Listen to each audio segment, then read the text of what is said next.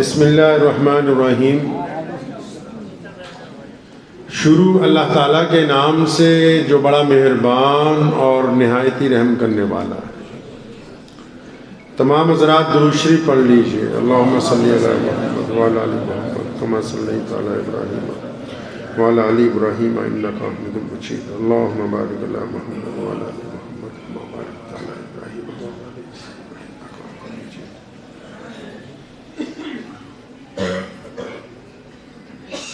مکہ مکرمہ میں بیت اللہ کے بالکل قریب ایک درخت کے ساتھ سیدنا عمار بن یاسر رضی اللہ تعالیٰ عنہ کو باندھا ہوا ہے۔ ابو جہل اور عتبہ اور ولید، ابو لہب اور اس کے بیٹے عمار بن یاسر کو مار رہے ہیں، درے کے ساتھ اس کی پٹائی ہو رہی ہے۔ کسی نے پوچھا کیا بات ہے، اس غلام کو کیوں مارا جا رہا ہے؟ تو ابو جہل نے بتایا کہ یہ جو غلام ہے اس نے محمد الرسول اللہ کا کلمہ پڑھ لیا ہے، اس لیے ہم اس کی پٹائی کر رہے ہیں تاکہ یہ رسول اللہ صلی اللہ علیہ وسلم کے کلمے کا انکار کر دے۔ اس لیے ہم جتنے چودھری ہیں نا وہ اکٹھے ہو کے اس کو عمار کو مار رہے ہیں۔ اور کہنے لگا کہ بڑا سخت جان ہے، بڑی دیر سے پٹائی کر رہے ہیں، مانتا نہیں۔ تو ابھی گفتگو چل رہی ہے تو امیہ گزرا وہاں سے۔ امیہ کون ہے؟ جس کے حضرت بلال غلام ہے، اسلام کا بدترین دشمن۔ اب جب مالک گزرا ہے تو رواج تھا غلام پیچھے پیچھے۔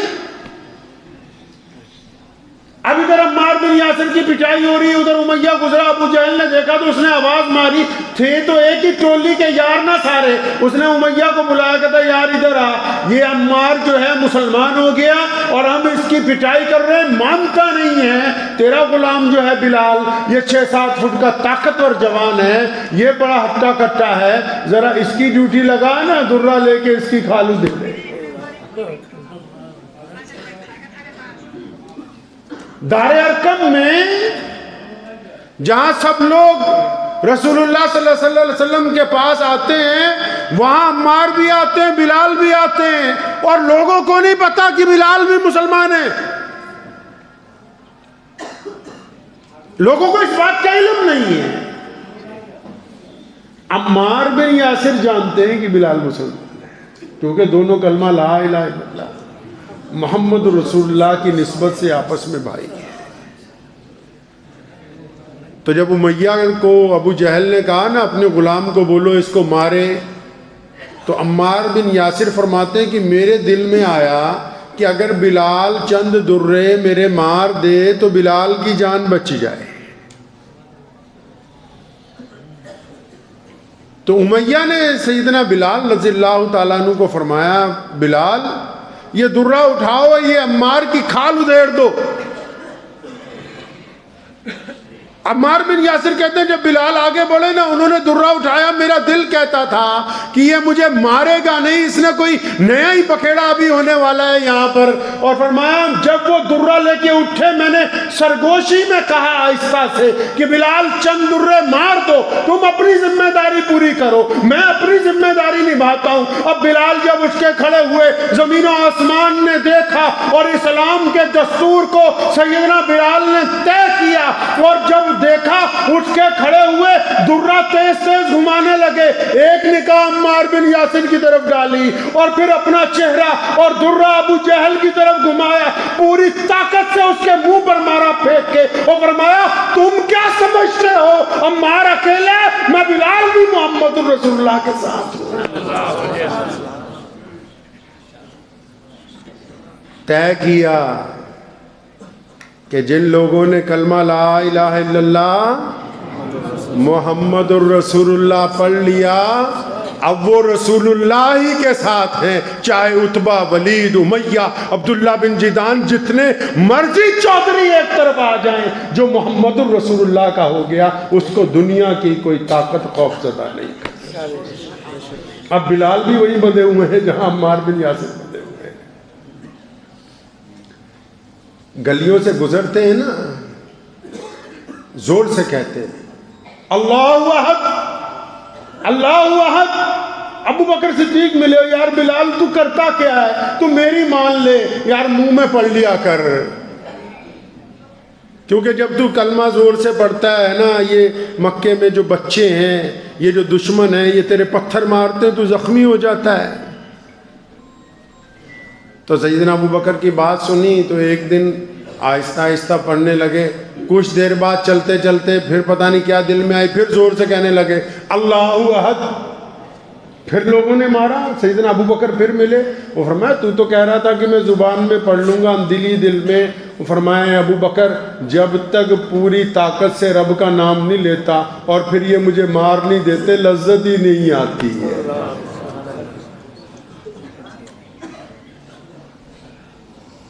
گلی کوچوں میں اللہ اور اس کے رسول کی بات کرتے ہیں سیدنا بلال.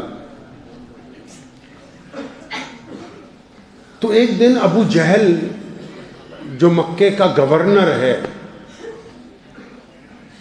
وہ سیدنا بلال کے گھر گیا.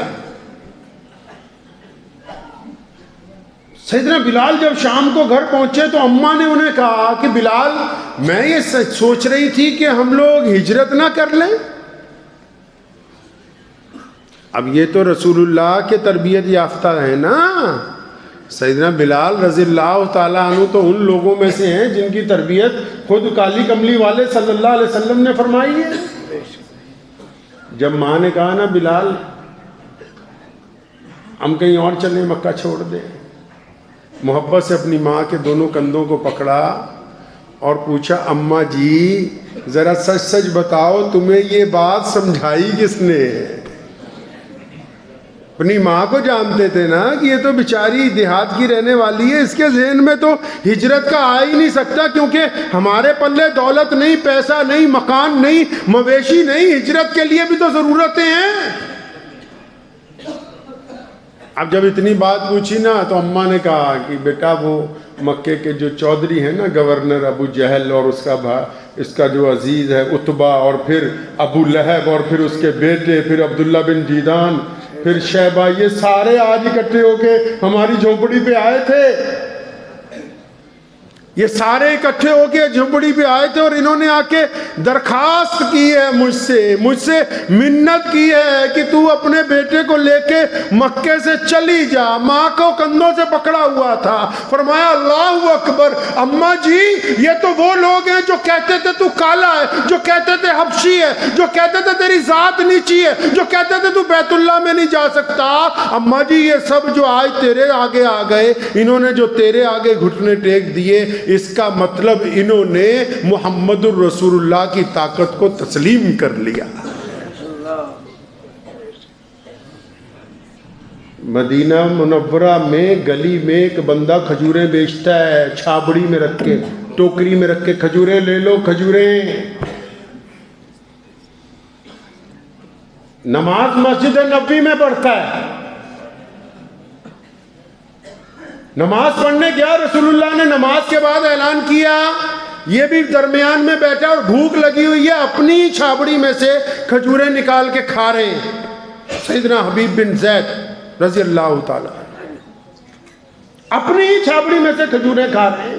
تو اتنی دیر میں رسول اللہ نے اعلان کیا کہ یہ ہمارا ایک خط ہے جو مسلمہ کذاب کے نام ہے، جو کہ ایک جھوٹا نبی ہے، جو اپنی ریاست کا بادشاہ بنا پھرتا ہے، جس نے ہمیں خط لکھا، ہم نے اس کا جواب دیا، تم میں سے کون ہے جو اس خط کو لے کے جائے گا؟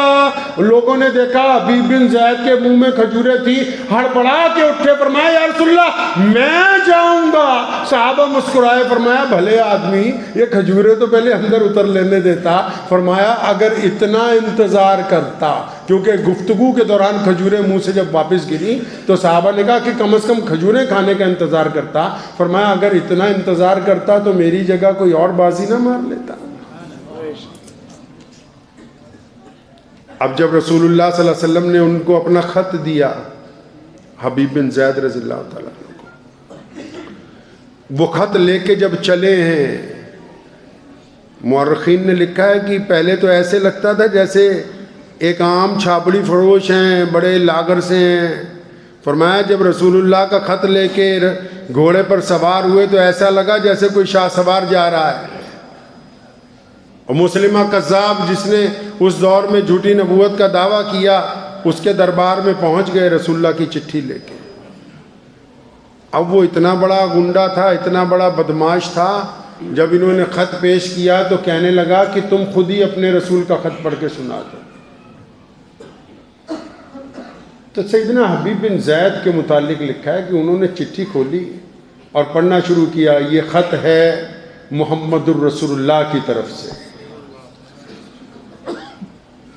مسلمہ کذاب کے نام. ابھی جب اتنا کہا تھا وہاں تو تن بدن میں آگ لگ گئی، کیونکہ کذاب تو جھوٹے کو کہتے ہیں، کذاب تو بے ایمان کو کہتے ہیں، کذاب تو ڈاکو کو کہتے ہیں.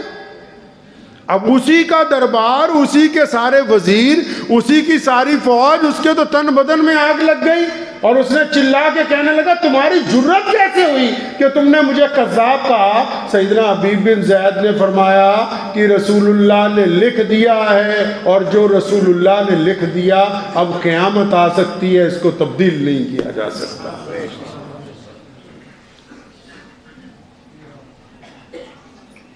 کذاب کو غصہ آیا، کہنے لگا اپنے لفظ واپس لیں. فرمایا ہو ہی نہیں سکتا. جلاد کو بلایا، ایک ہاتھ آگے رکھا، جس طرح کسائی گوشت کاٹتا ہے، سیدنا حبیب بن زید رضی اللہ تعالیٰ عنہ کے دائیں ہاتھ کی انگلیاں ایک ہی جھٹکے میں کاٹی گئیں. پھر کذاب نے پوچھا اب تیرا کیا خیال ہے؟ قربان جاؤں محمد الرسول اللہ کے اصحاب کے اوپر. وہ فرمایا کملا ہے تو، بے وقوف ہے، میرے 5-7 بچے ہیں اور ان میں 1-2 ایسے جن کو چلنا نہیں آتا، اور جب میں رسول اللہ کا خط لے کے چلا تھا اس شوق سے چلا تھا کہ رسول اللہ نے ذمہ داری دی ہے، میں تو چلتے وقت رسول اللہ کی محبت میں اپنے بچوں کو نہیں مل کے آیا تو مجھے اپنے آپ سے ڈر آ رہا ہے. آپ پڑھیے محدثین کو.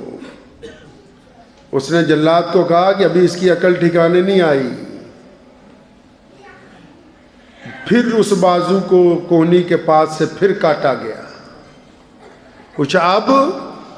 فرمایا تب یہ اب بات تو وہی ہے. دوسرا بازو، پاؤں کی انگلیاں، دونوں گھٹنے گر گئے زمین کے اوپر. ایک ہی ضد ہے ظالم کی کہ بس تم یہ کہو کہ جو رسول اللہ نے کہا کہ وہ غلط ہے. حبیب بن زید نے تاریخی بات کہی. فرمایا پوری دنیا کی اگر طاقت بھی اکٹھی ہو جائے وہ محمد رسول اللہ کے کہے ہوئے الفاظات کو تبدیل نہیں کر سکتے.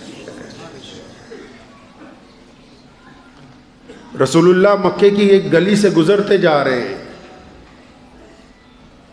ایک بندہ چکی پیس رہا ہے، رو رہا ہے. چکی پیستا ہے، روتا ہے. اندر داخل ہوئے، پوچھا کیوں روتے ہو بھائی؟ کہنے لگا جی میں غلام ہوں، میرا مالک مجھے مارتا بہت ہے، مجھے بخار ہے، پھر بھی یہ کہا کہ ساری رات یہ کام کرنا ہے. تو نبی علیہ الصلوۃ والسلام نے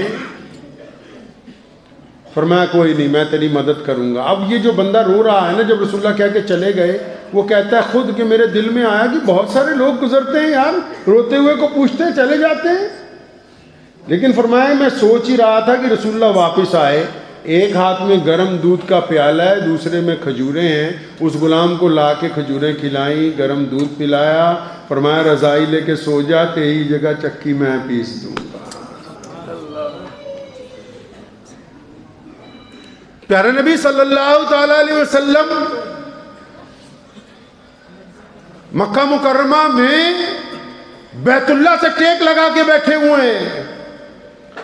کبھی قریب کے قبیلے سے ایک شخص آیا اونٹ بیچنے کے لیے. مکے میں کیونکہ منڈی لگتی ہے، اس کے اونٹ ایک بندے نے خرید لیے، پیسے نہیں دیتا. مال لے لیا پیسے نہیں دیتا، آج کل کرتا ہے. تو اسے کسی نے کہا کہ وہاں حرم میں چلے جا، وہاں سارے چودھری بیٹھے ہوتے ہیں. جب وہ چودھریوں کے پاس گیا تو وہاں عتبہ بیٹھا ہوا تھا. تو عتبہ کے ساتھ اور بھی چودھری بیٹھے ہوئے. تو اس نے جا کے اپنی بات سنائی کہ جی میں وہ فلاں گاؤں کا رہنے والا ہوں، اپنے 2 اونٹ آئے تھے، یہاں منڈی میں بیچے ہیں، پیسے نہیں دیتا. تو کہنے لگا ہم دلوا دیں گے، بتا تو صحیح تیرے پیسے مارے کس نے. جب اس نے کہا کہ جناب ابو جہل نے مارے ہیں، تو عتبہ ایک دم پلٹ گیا. کہا اچھا. تو اچانک اس کے دماغ میں شرارت آئی. کہنے لگا سن، ہنس کے اس کو کہنے لگا کہ وہ بیت اللہ کے ساتھ دیکھ رہا ہے، وہ ایک شخص ٹیک لگائے بیٹھے ہیں، وہاں پیارے نبی صلی اللہ علیہ وسلم تشریف رکھتے ہیں.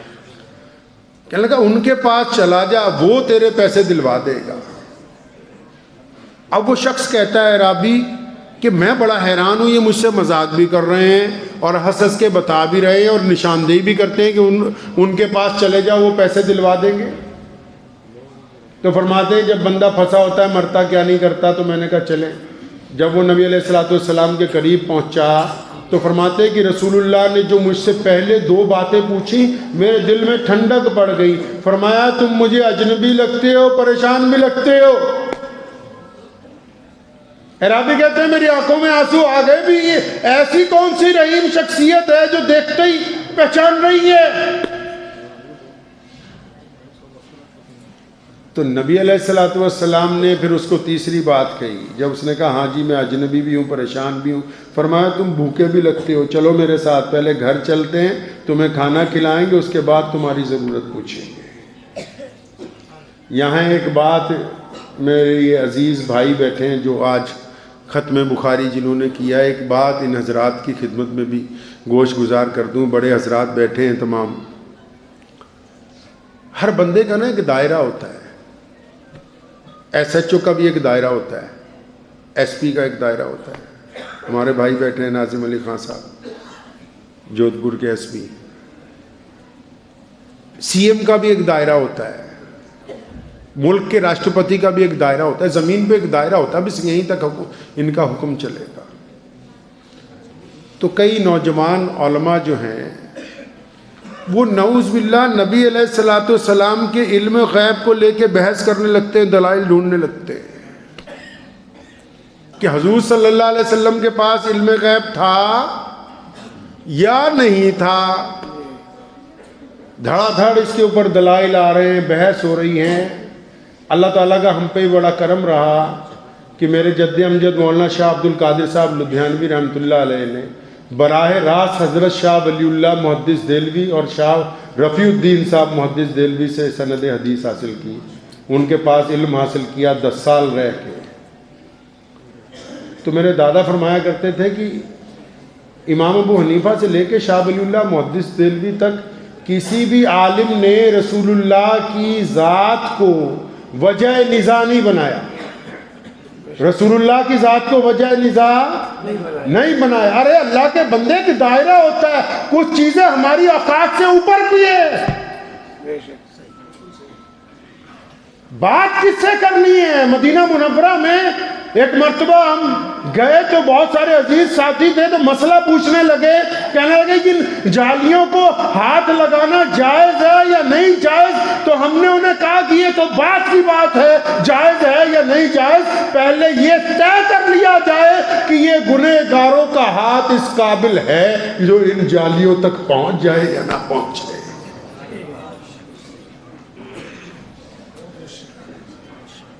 جوانی کے جوش میں آ کے کہ نعوذ باللہ رسول اللہ کے پاس علم. ارے اللہ کے نبی کیا ہیں یہ اللہ جانتا ہے یا یہ رسول اللہ خود جانتے ہیں؟ عدی کو کہا کہ ہم تم سے گھر پہ ملیں گے. عدی کانپ گئے کہ میرے دل کی بات کیسے جانتے ہیں. جنگ بدر کی رات میں ابو بکر رضی اللہ تعالیٰ عنہ کو، حضرت عمر کو، بلال کو ساتھ میں لیا. فرمایا یہاں پر ابو جہل ہلاک ہوگا، فرمایا یہاں عتبہ گرے گا، فرمایا یہاں ولید گرے گا، فرمایا یہاں شیبہ گرے گا. اب اس کو کیا کہو گے؟ اسی لیے کہتا ہوں کہ جو باتیں ہماری اوقات سے اوپر کی ہوں وہاں عقل نہیں لڑایا کرتے، صرف اطاعت کیا کرتے. کیونکہ بعض اوقات بحث گمراہی میں لے جاتی ہے.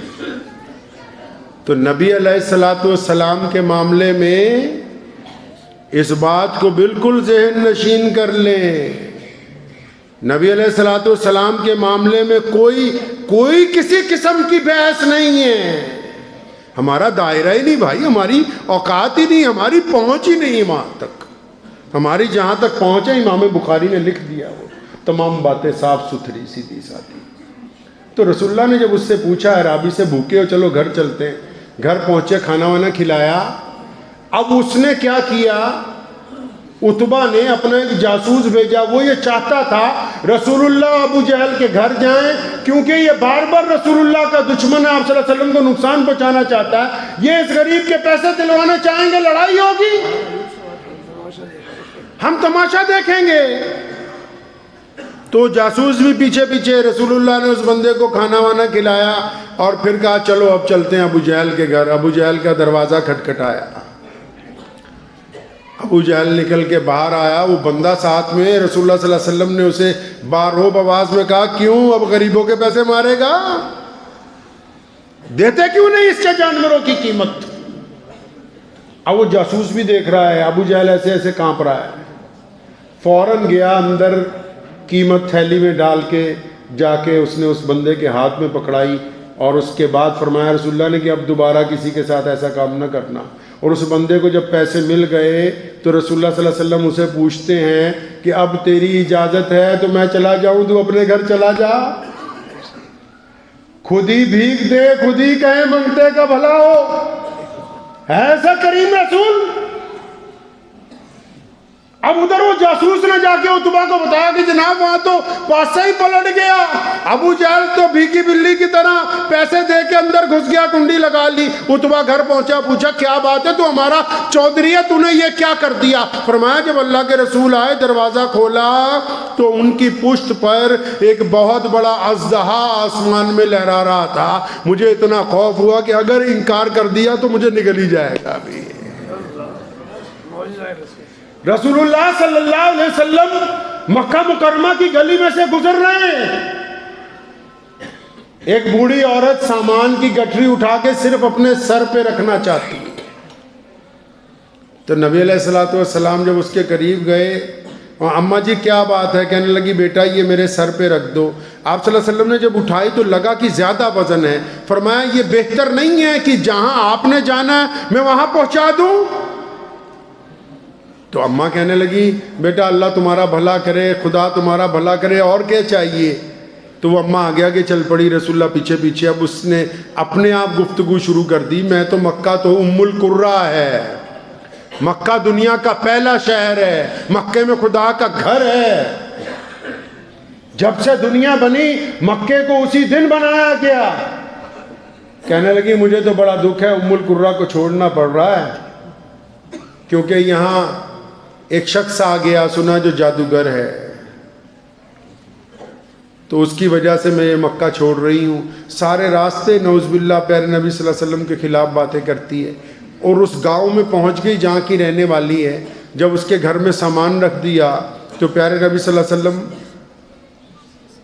کو جب جانے لگے وہاں سے، تو اماں کہتی ہے بیٹا اپنا نام تو بتا۔ کوئی پوچھے گا مکہ چھوڑ کے کیوں آئی، میں کہوں گی کہ وہاں ایک ایسا جادوگر آ گیا جس کی وجہ سے مجھے اپنے مذہب کا خطرہ ہو گیا، لیکن ساتھ میں یہ بھی بتاؤں گی بھی ایسے جوان بھی اس زمین پر ہیں جو دوسروں کی مدد اس طرح کرتے ہیں۔ قربان جاؤں، رسول اللہ نے فرمایا اماں نام میں کیا رکھا ہے؟ گستاخی کی معافی کے ساتھ کہہ رہا ہوں، ہم تو 100 روپیہ بھی دیں تو اعلان کرنا پڑتا ہے۔ فرمایا اماں نام میں کیا رکھا ہے؟ چھوڑو نام کو۔ رسول اللہ پھر چلے تو اماں نے پھر کہا نہیں بیٹا اپنا نام بتا کے جاؤ۔ اور فرمایا نہیں رہنے دو۔ جب رسول اللہ چلنے لگے اس نے دامن ذرا سا پکڑا، فرمایا نہیں اپنا نام بتا کے جاؤ۔ اتنا خوبصورت شخص، اتنا پیارا شخص، اور اس کا پتہ بھی نہ ہو کہ محسن کون ہے، مجھے بتا کے جاؤ۔ فرمایا اچھا تم مجھے نام جاننا چاہتی ہو تو اماں جس سارے راستے تم جس محمد کی برائیاں کرتے آئی ہو میں وہی ہوں۔ پیارے نبی حضرت محمد الرسول اللہ صلی اللہ علیہ وسلم کے پاس ایک چھوٹا سا بچہ آیا، اس بچے نے آ کے کہا کہ میں آپ کا اسلام قبول نہیں کروں گا، لیکن میرے ماں کے کیونکہ کپڑے پھٹے ہوئے ہیں، میرا چچا اس کو کپڑے نہیں لے کے دیتا، میرا باپ مر گیا 5 سال ہوئے، اگر آپ اپنے پاس سے کپڑے دے دیں۔ رسول اللہ مسکرائے اور اپنی رحمت والی چادر اتاری اور اس بچے کی گود میں رکھ دی، اور بچے کی ماں نے بھی کہہ کے بھیجا تھا کہ بیٹا کہیں اسلام قبول نہ کر لینا چادر کے پیچھے۔ جب بچہ خوشی خوشی چادر لے کے اپنے گھر پہنچا، اماں نے پوچھا کیا ہوا؟ کہتا اماں میں تو پہلے کہہ دیا تھا اسلام قبول نہیں کروں گا، آپ کا دین قبول نہیں کروں گا۔ فرمایا اس کے باوجود تمہیں چادر دے دی؟ کہنا ہاں اماں۔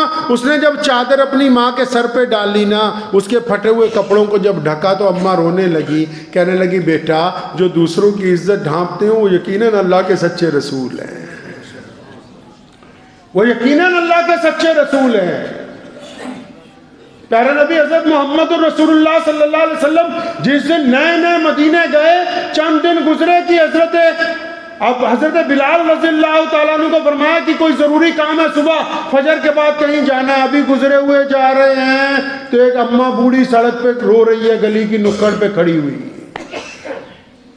اماں کو پوچھا کیا بات ہے؟ کہنے لگی میں تیل لینے آئی تھی بازار، میں نوکر ہوں ایک گھر میں، خادمہ ہوں، وہ تیل گر گیا ہے۔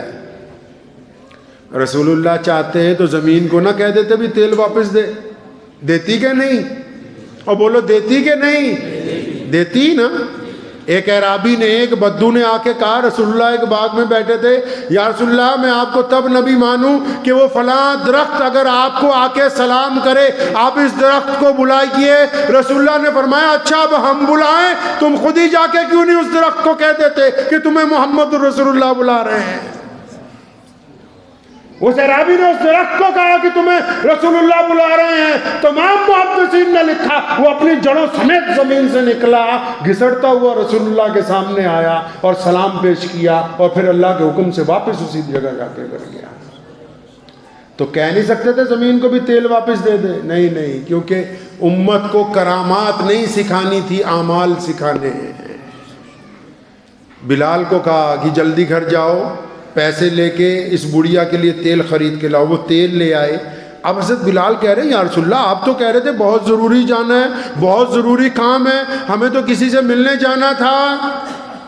فرمایا اس بوڑھی کے آنسوؤں سے زیادہ کوئی ضروری کام نہیں ہے، اس کے آنسو پہنچنا بہت ضروری ہے۔ اب جب اس عورت کو تیل بھی دے دیا، بہت بوڑھی ہے 70-80 سال کی، اماں خوش ہے، وہ پھر رو رہی ہے۔ اب کیا بات ہو گئی بھائی؟ کہنے لگی جس کی میں ملازمہ ہوں نا وہ بڑی ظالم ہے، جب لیٹ جاؤں گی پھر بھی مارے گی۔ نبی علیہ السلام اس عورت کے ساتھ چل پڑے، فرمایا چلو ہم سفارش کر دیتے ہیں۔ جب اس گھر میں پہنچے، لکھا ہے دروازہ کھٹکھٹایا، اس مالکن نے دروازہ کھولا، رسول اللہ صلی اللہ علیہ وسلم کو جو دیکھے تو پھر دیکھتا ہی نہ رہ جائے۔ نبی علیہ السلام اس سے گفتگو کر رہے ہیں، نظریں جھکی ہوئی ہیں، اور اس کی نظریں رسول اللہ کے چہرے پر ہیں، اور یہ پتہ ہی نہیں کون سی دنیا میں رسول اللہ نے اسے وعدہ لیا کہ اس کو مارنا نہیں، اس سے تیل گر گیا تو ہم نے اس کو تیل لے دیا ہے۔ آپ صلی اللہ علیہ وسلم جب وہاں سے چلنے لگے، سیدنا بلال پیچھے رہ گئے۔ ان دونوں عورتوں نے بلال کو پکڑا، بھائی یہ ہیں کون؟ رسول اللہ ابھی 3-4 دن ہی ہوئے مدینے میں آئے۔ فرمایا تمہیں نہیں پتا وہ جو اللہ کے رسول مکے سے مدینہ منورہ آ گئے؟ تو فوراً دونوں نے گزارش کی کہ یا رسول اللہ جب آپ یہاں تک آ گئے ہیں تو ہم کو بھی کلمہ لا الہ الا اللہ محمد الرسول اللہ صلی اللہ علیہ وسلم کی دولت سے نوازتے ہوئے چلے جائیں۔ آپ سوچ رہے ہوں گے کہ ابھی تک میں کوئی فتویٰ مسئلہ نہیں بتا پایا آپ کو۔ اسلام میں رسول اللہ صلی اللہ علیہ وسلم کی زندگی ہی قرآن پاک کی تفسیر ہے۔ امام بخاری نے جو کچھ لکھا ہے یہ رسول اللہ کی زندگی تو لکھی ہے۔ امام بخاری نے جتنی بھی باتیں مرتب کی ہیں یہ نبی علیہ السلام ہی کی تو باتیں، انہی کا چلنا، انہی کا اٹھنا، انہی کا بیٹھنا۔ حاتم طائی کی بیٹی جس دن رسول اللہ کے سامنے پیش کی گئی قیدی بنا کر، دور سے دیکھا، اپنی رحمت والی چادر اتار کے جب صحابی کو دی کہ جاؤ اس کے اوپر ڈھک دو اس کا سر، وہ حاتم کی بیٹی کہتی کہ میں سارے راستے سوچتی آئی کہ میں حاتم کی بیٹی ہوں، میرے باپ سے اللہ راضی تھا، میں تو نعوذ باللہ ایسے سوال کروں گی کہ جواب نہیں آئے گا۔ لیکن فرماتی ہیں جب وہ صحابی چادر لے کے جانے لگے تو لوگوں نے ٹوکا، یا رسول اللہ دشمن کی بیٹی ہے، آپ اپنی چادر مت دیجئے۔ رسول اللہ ناراض ہوئے، فرمایا خبردار، میری ہی چادر لے کے جاؤ اور اس بات کو یاد رکھو، بیٹی بیٹی ہوتی ہے، خواہ دشمن کی ہو یا اپنے بھائی کی۔ اور جب اس کے سر پہ چادر رکھی نا، چادر رکھی اس کے سر پہ، تو حاتم تائی کی بیٹی رونے لگی، سارے سوال بھول گئے۔ رسول اللہ نے ہاتھ کھلوائے، فرمایا حاتم سے اللہ راضی تھا، مانگو کیا مانگتی؟ یا رسول اللہ جتنے لوگ میرے ساتھ آئے سب کو رہا کر دو۔ اللہ کے نبی نے سب کو، جب وہ واپس پہنچی اپنے محل میں، ان کے بھائی حضرت عدی بن حاتم کو کہا، عدی تو کہاں بھاگا پھر رہا ہے، جاتا کیوں نہیں مدینے؟ تو اپنی بہن کو کہنے لگے تو کیا دیکھ کے آئی؟ فرمایا تو جو سمجھتا ہے نا کہ وہ زمینوں کے بادشاہ ہیں، وہ زمینوں کے نہیں، وہ لوگوں کے دلوں کے شہنشاہ ہیں، وہ کائنات کے دلوں کو فتح کرنے کے لیے اللہ نے ان کو بھیجا ہے۔ فرمایا جا تو صحیح۔ اب عدی نے عجیب بات کی، اپنی بہن کو کہنے لگے اچھا چلا تو جاؤں گا، لوگوں سے سنا ہے کہ اپنی مسجد میں ملتے ہیں، میں محمد رسول اللہ کو گھر میں ملوں گا، یہ تو دیکھوں ان کا گھر کیسا ہے، کہ باہر تو کیسے ملتے ہیں، گھر کیسا ہے؟ تو فرماتے ہیں حضرت عدی بن حاتم کہ جب میں مسجد نبوی میں پہنچا، سلام کیا، جب جا کے بیٹھا، رسول اللہ نے دیکھتے ہی فرمایا اچھا عدی آ گئے، یار تمہارا ہی انتظار تھا۔ عدی فرماتا ہے میں کہاں گیا کہ یہ مجھے کیسے جانتے ہیں؟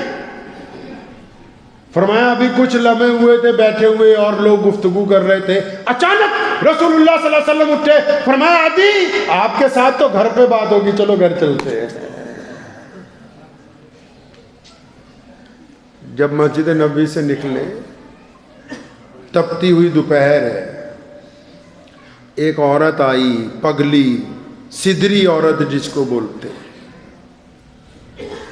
اس نے آ کے آواز ماری، یا رسول اللہ میری بات سن لیں، پہلے میری بات سنیں۔ اس عورت کے محلے والے بھی وہاں موجود ہیں، پیچھے سے بتا رہے ہیں رسول اللہ کو، یا رسول اللہ یہ کملی ہے، پاگل ہے، یہ ایسے ہی گلی کوچوں میں پھرتی رہتی ہے، کوئی آگے پیچھے نہیں اس کا۔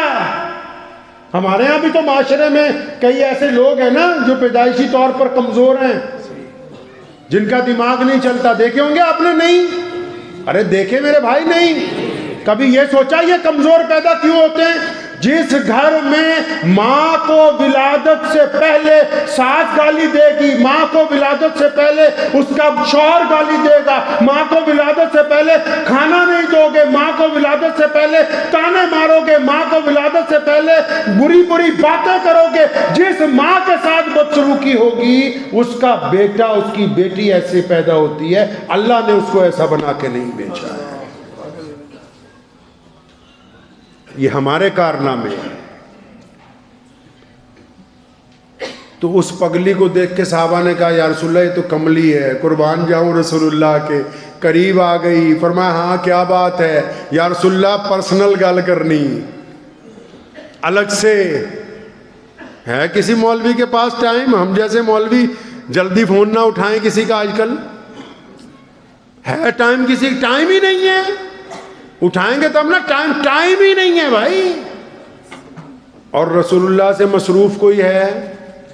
دل پہ ہاتھ رکھ کے بتاؤ، ایک ایسی ذات جس کو اللہ نے کہا ہو کہ یہ دنیا کے لوگوں میں اپنے نبی پہ سلام بھیجتا ہوں، کون؟ وہ کون سلام بھیجتا ہے؟ ہمیں اگر سی ایم کا سلام آ جائے تو پھر واہ واہ نہیں ہو جائے؟ رسول اللہ کو کون سلام بھیجتا ہے جی؟ اللہ سلام بھیجتے ہیں، فرمایا میں اپنے نبی پہ سلام بھیجتا ہوں، تم بھی محمد رسول اللہ پر درود بھیجا کرو۔ ان سے زیادہ کوئی مصروف ہوگا؟ 23 سال میں کائنات کا سب سے بڑا دین تیار کرنا ہے، 23 سال میں بیٹیوں کو عزت دینی، 23 سال میں اٹھنے بیٹھنے کا، 23 سال میں عبادت کا، 23 سال میں سماجک ویوستھا کا، 23 سال میں میدان کا، 23 سال میں جنگ و جدل کا، 23 سال میں علم و ہنر کا، پوری دنیا کا دستور لکھنا ہے۔ صرف 23 سال کا وقت ہے ان کے پاس، ان سے زیادہ بیزی کون ہوگا؟ پھر بھی جب اس اماں نے کہا کہ ہم آپ سے الگ بات کرنا چاہتے ہیں، رسول اللہ نے کہا چلو، کہتی یہاں نہیں، یہاں نہیں، تھوڑا الگ سے چلیے۔ تو نبی علیہ الصلوۃ والسلام کو لے کے تھوڑی خالی جگہ پہ چلی گئی جہاں ریت ہے، ریت پر بیٹھ گئی، ریت پر بیٹھ گئی، بولے گرم نہیں، گرم ہو گئی، ریت کے اوپر بیٹھ گئی۔ نبی علیہ السلام کو فرماتی ہے آپ بھی بیٹھو، میری بات سنو۔ کس کی بات سن رہے ہیں جی؟ آج کل تو باپ کو بیٹے کی بات سننے کا ٹائم نہیں، بیٹے کو باپ کی سننے کا ٹائم نہیں، متولی کو امام کی بات سننے کا ٹائم نہیں۔ یہ کملی عورت پگلی رسول اللہ کو ریت پہ بٹھایا، آپ صلی اللہ علیہ وسلم بھی بیٹھ گئے۔ فرمایا یا رسول اللہ مجھے 2 کام ہیں آپ سے۔ فرمایا بتاؤ۔ فرمایا ایک تو یہ جو بچے ہیں نا مجھے پاگل پاگل کہہ کے میرے پتھر مارتے چھیڑتے، ان کو منع کیجئے۔ اللہ کے نبی نے فرمایا آج کے بعد تجھے کوئی نہیں ایسے مارے گا۔ فرمایا یا رسول اللہ یہ جو لوگ میرے پیچھے پیچھے بھاگتے ہیں ان کو منع کیجئے۔ فرمایا آج کے بعد نہیں بھاگیں گا۔ اور پھر علول جلول باتیں شروع، رسول اللہ سن رہے ہیں توجہ کے ساتھ۔ ہمارے ہاں تو جو مسلمان لیڈر ہیں نا، اللہ معاف فرمائے، یا ہم ہی لوگ ہوں، کوئی آ جائے نا کوئی کام کرانے کے لیے، اگلا بھی شروع ہوتا ہے کہ میری والدہ کو فلاں آدمی نے یہ کہا، اسی کہنے یار کہانی نہ سنا، اب بتا کیا کرنا ہے، اب بتا موقع کی بات آج سے ہوا۔ یہ رسول اللہ صلی اللہ علیہ وسلم ہے۔ فرمایا اطمینان سے جب بات سن لی نا تو اچانک اسے ذہن میں آیا، کہنے لگی یا رسول اللہ بہت ٹائم ہو گیا، آپ جائیے۔ جب اٹھ کے کھڑے ہوئے کریم رسول نے کہیے صلی اللہ علیہ وسلم، صلی اللہ علیہ وسلم، صلی اللہ علیہ وسلم۔ کریم رسول نے ایک بڑی خوبصورت بات اس عورت کو کہی جو کملی ہے۔ فرمایا سن، اگر جب پھر دوبارہ کبھی دل کرے نا کوئی بات کرنے کا تو میرے پاس آ جانا، میرا دروازہ کھلا ہے ہما وقت۔ ابھی دیکھ رہے ہیں سارا تماشا، یہ کیا ہو رہا ہے۔ وہ عورت چلی گئی، تمام صحابہ نے کہا یا رسول اللہ آپ کو نہیں پتا یہ کملی ہے، یہ صدری ہے، یہ پاگل ہے۔ فرمایا مجھے بھی پتا ہے یہ کملی ہے، صدری ہے، پاگل ہے۔ اوے سارا مدینہ اس کی نہیں سنتا، میں بھی اگر اس کی نہیں سنوں گا تو پھر اور کون سنے گا۔ تمہارے پہ ذمہ داری ڈالی کہ جو سدرہ تمہارے علاقے میں ہو تم نے اس کی سننی ہے، یہ رسول اللہ کی سنت ہے۔ گھر گئے، عدی بن حاتم کو جب اپنے گھر میں لے گئے، حیران ہے کہ چھوٹا سا گھر ہے، کھجور کی چٹائی ہے، دودھ پیش کیا، کھجوریں کھلائیں۔ جب فارغ ہو گئے مہمان نوازی سے، فرمایا عدی اب وقت ہو گیا ہے، آپ تشریف لے جائیے، آپ کا ٹائم ختم ہوا۔ تو عدی نے رسول اللہ کا ہاتھ پکڑ لیا، فرمایا یا رسول اللہ آیا تو جانے کے لیے تھا، اب عدی بن حاتم تائی کبھی آپ کا ساتھ نہیں چھوڑے گا۔ عدی بن حاتم تائی رضی اللہ تعالیٰ عنہ اسلام قبول کرتے ہیں، کائنات کو بتاتے ہیں کہ حاتم سے بڑھ کے بھی اگر کائنات میں اللہ نے کسی کو بھیجا ہے تو وہ محمد الرسول اللہ ہیں۔ پیارے نبی صلی اللہ علیہ وسلم کی یہ جو باتیں میں نے آپ کے سامنے رکھی، یہ ہم تک دین پہنچا ہے، فتووں نے دین ہم تک نہیں پہنچایا، فتووں سے دین ہم تک نہیں پہنچا ہے۔ رسول اللہ صلی اللہ علیہ وسلم کے عملی اقدامات میں جنگ بدر میں نبی علیہ السلام کو جب اللہ نے فتح عطا فرما دی، بڑی عظیم بات صحابہ سے فرمائی۔ یہ نہیں فرمایا کہ ہمیں فتح ہو گئی، صحابہ سے فرمایا کہ میرے صحابہ اللہ نے ہمیں ان کے اوپر فتح عطا فرمائی۔ فرمایا اللہ نے ہمیں عزت عطا فرمائی، اللہ تبارک و تعالیٰ نے ہمیں یہ مقام عطا فرمایا ہے۔ حضرت شیمہ رضی اللہ تعالیٰ عنہ فرماتی ہیں کہ میں رسول اللہ صلی اللہ علیہ وسلم کے پاس چند قیدی چھڑوانے کے لیے گئی تو رسول اللہ نے میرا اتنا اکرام کیا۔ شیمہ کون ہے؟ دائی حلیمہ کی بیٹی ہیں، رسول اللہ کی رضائی بہن ہے، اور جب آئی تو سامان سے لاد کر بھیجا۔ دنیا حیران ہے، اور یہ پیغام رسول اللہ نے دیا کہ جب بہنیں آ جائیں تو ان کو خالی ہاتھ لوٹایا نہیں۔ ممبر رسول کے پاس مصلی پر کھڑے ہیں اور صحابہ کی طرف منہ کیا، فرمایا اگر بلال تکبیر کہے اور میں پھر نیت باندھوں اور میری والدہ زندہ ہوتی اور وہ آواز لگاتی محمد، تو فرمایا میں اپنی نماز کو چھوڑ کے پہلے اپنی ماں کے پاس چلا جاتا۔ اور ایک دن خطبہ دے رہے ہیں، خطبہ دیتے ہیں تو اچانک باہر دیکھا ایک بوڑھی عورت مسجد نبوی کے دروازے پہ آئی، خطبہ چھوڑ دیا، سیدھا اس کے پاس، اس نے کندھے پہ ہاتھ رکھا، پوچھا بیٹا کیا حال ہے؟ آنکھیں آبدیدہ ہو گئیں اور آواز مار رہے ہیں ابو بکر کو بلاؤ بھائی، عمر کو بلاؤ، بلال کو بلاؤ، انس کو بلاؤ، عثمان کو، مولا علی کو بلاؤ بھائی۔ یا رسول اللہ کیا بات ہے؟ فرمایا میری ماں آئی ہے۔ رسول اللہ فرمایا میری امی آئی ہے، اپنی رحمت والی چادر اس موقع پہ بھی اتاری، اور جبکہ نیچے بچھونا بچھا ہوا تھا پھر بھی اپنی رحمت والی چادر بچھائی۔ فرمایا اماں جی آپ یہاں بیٹھیں، جبکہ اس ماں نے جنم نہیں دیا، صرف دودھ پلایا اور ان کو سمجھایا کہ دیکھو میری امت کے لوگوں، جس نے ماں کا اکرام نہیں کیا اس نے رسول اللہ کی اطاعت نہیں کی ہے۔ پیارے نبی حضرت محمد رسول اللہ صلی اللہ علیہ وسلم کی زندگی پڑھتے جائیے، بس آپ کو دین سمجھ آتا چلا جائے۔ اور جن لوگوں کو رسول اللہ صلی اللہ علیہ وسلم کی زندگی نہیں پڑھی، کلا ناظرہ پڑھیا تے نال پڑھی فتویاں دی کتاب، ہیں جی بس پھر وہ فتوے ہی دیندے رہنے۔ بیچ بیچ میں جب پنجابی بولتا ہوں نا تو اس کا مطلب ہے کہ مجھے اپنی ماں کی زبان سے بڑی محبت ہے۔ تو یہ بھی آپ کو ایک تاریخی بات بیچ میں بتاتا چلوں، یہ ٹھیک ہے آپ اردو میں کتابیں لکھتے ہیں، ہم بھی لکھتے ہیں، لیکن اردو سے بھی پہلے اپنی ماں کی زبان کو زندہ رکھیں۔ رسول اللہ نے فرمایا اپنی مادری زبان میں دین بیان کرو گے تو زیادہ ثواب ملے گا۔ کوا چلا ہنس کی چال، اپنی چال بھول گیا۔ ہمیں جس خطے میں اللہ نے اتارا ہے اس خطے کے لب و لہجے میں لوگوں سے بات کرنی ہے، اس خطے کی مادری زبان میں لوگوں سے بات کرنی۔ مولانا ابوالکلام آزاد بہترین اردو دان تھے، وائس رائے نے ان کو بلایا کہ آپ سے میٹنگ کرنی ہے، گول میز کانفرنس چل رہی تھی شملے میں، تو جب میٹنگ شروع ہوئی تو بیچ میں ٹرانسلیٹر بیٹھا، وائس رائے انگریزی بولتا تھا، ٹرانسلیٹر اس کا اردو بتاتا تھا، یہ اردو بولتے تھے، وہ پھر انگریزی کر کے بتاتا تھا۔ جب میٹنگ ختم ہوئی تو جب وہ اٹھ کے جانے لگے تو مولانا آزاد نے انگریزی میں اس ٹرانسلیٹر کو ٹوکا، وہ بھی انگریز تھا، کہ تو نے میری فلاں فلاں بات کا ترجمہ صحیح کر کے نہیں بتایا ایسے، تو ڈر گیا۔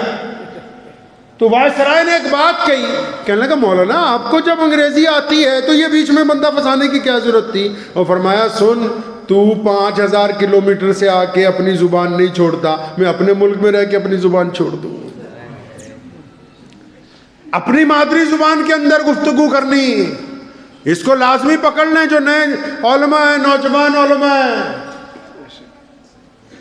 یہاں کی جو مارواڑی زبان ہے یہ آپ کی ماں کی زبان ہے، اور ماں کے لب و لہجے میں جب بندہ بولتا ہے تو روح کی گہرائیوں سے بولتا ہے، اور پھر جب دوسرے کے سامنے بات کرتا ہے تو وہ بھی اس کی کھوپڑی سے ہوتی ہے، دل میں اترتی ہے، کیونکہ جو بندہ اپنی ماں کو عزت نہیں دے سکتا وہ پھر کسی کو نہیں دے سکتا۔ نوجوان علماء کو ایک بات اور کہتا ہوں، ہمارے گھر کے بالکل قریب 60 کلومیٹر پر شیخ مجدد الفسانی، محبوب سبحانی، امام ربانی، شیخ سرہندی رحمۃ اللہ علیہ کا روضہ ہے۔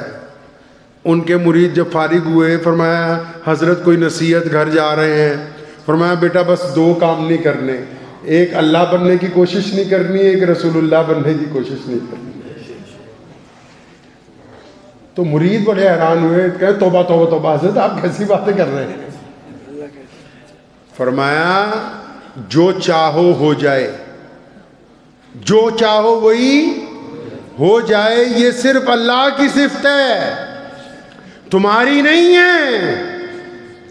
کھوپڑی میں رکھو ہمیشہ اس بات کو کہ جو تم چاہو گے وہ نہیں ہوگا، ضد پہ نہیں آنا ہے، جو چاہو وہ ہو جائے، یہ صرف اللہ کی صفت ہے۔ اور فرمایا سنو، کائنات میں روئے زمین پر صرف ایک ذات آئی ہے کہ جس نے جو کہہ دیا تو بس کہہ دیا، اس کو تبدیل نہیں کیا جا سکتا، وہ صرف رسول اللہ کی سی ذات ہے۔